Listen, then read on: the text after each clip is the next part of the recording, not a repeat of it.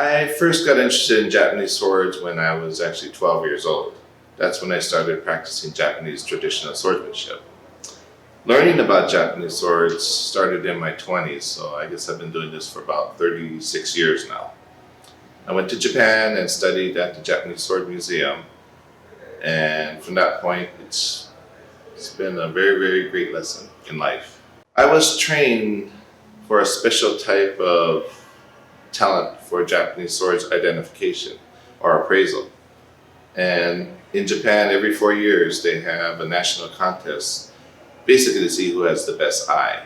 So you get 1 minute per sword, 5 swords, and you have to identify the maker just by looking at the upper portion without seeing what the name inside the handle. There are over 60,000 sword makers to choose from. And I'm the only non-Japanese citizen to ever win the contest. So I'm very grateful to my teachers. I've competed 4 times. I have a first, 2 seconds, and a 5th. That was the first time I ever did it, so I was kind of nervous. My teacher, Mr. Tanobe, is known as the foremost expert in the world on Japanese swords, and I'm fortunate to be one of his only real student outside of Japan. And every time I go to Japan, I always go to his house, always for a lesson. Originally, the Japanese sword, of course, was foremost a weapon. But Japanese being Japanese always incorporated art into whatever they did. So the Japanese sword is very unique in its design, about 33 to 34,000 layers of steel. And they have a very distinctive feature known as the hamon, or tempered edge. So within the tempered edge, there's a pattern. And that edge is hard enough to even shape diamond. I mean, like a diamond. So we use the pattern and the grain pattern itself when I look at a sword to identify actually who made this sword or what school it's from and its time period. At times, swords were tested for their sharpness, and the results of the test were recorded on the tang of the sword.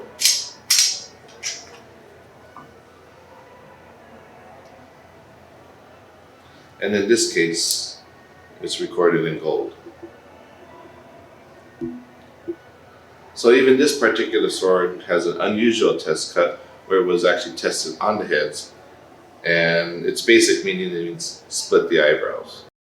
So this sword actually cut a human head in half.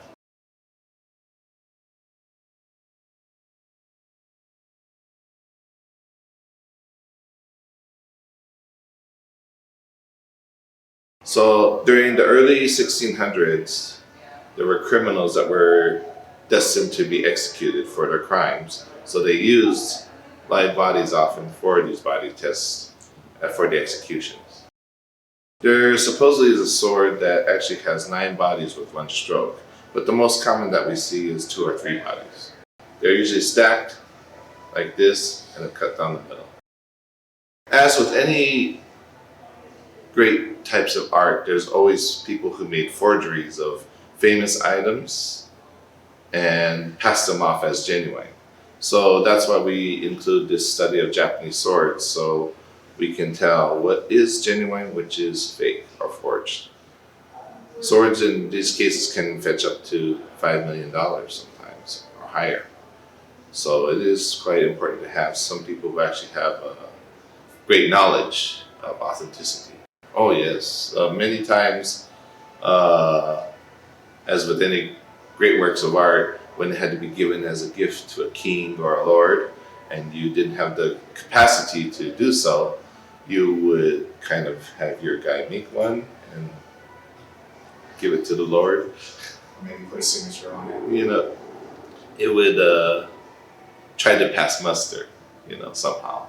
The reason we have a lot of Japanese swords here in the United States is because after World War II, MacArthur declared martial law and confiscated all weapons, guns, bombs, ammunition, and of course Japanese swords. They did not know the difference between antique heirlooms and important cultural objects and World War II swords that were made just for weapons. So they collected them all put them in big location areas of storage. And it's said that around 3 million swords were taken out of Japan during this time, around 2 million to the US alone. It was the only time in Japanese history that there were more swords out of Japan that were in Japan. So there's an actual list of swords that were deemed national treasure, important cultural objects. And during this collecting of swords, some of these objects were taken from shrines and museums. Unfortunately, there's still some that are still missing, and we're searching for them. There's been a lot of talk recently about a sword called the Honjo Masamune. It's been on several shows, and the quest of finding it is like the ultimate search. It's a national treasure rated sword, and we believe it's here in the United States. That sword could potentially be worth upwards of $5 million. It's just floating around somewhere. And it could be in somebody's garage.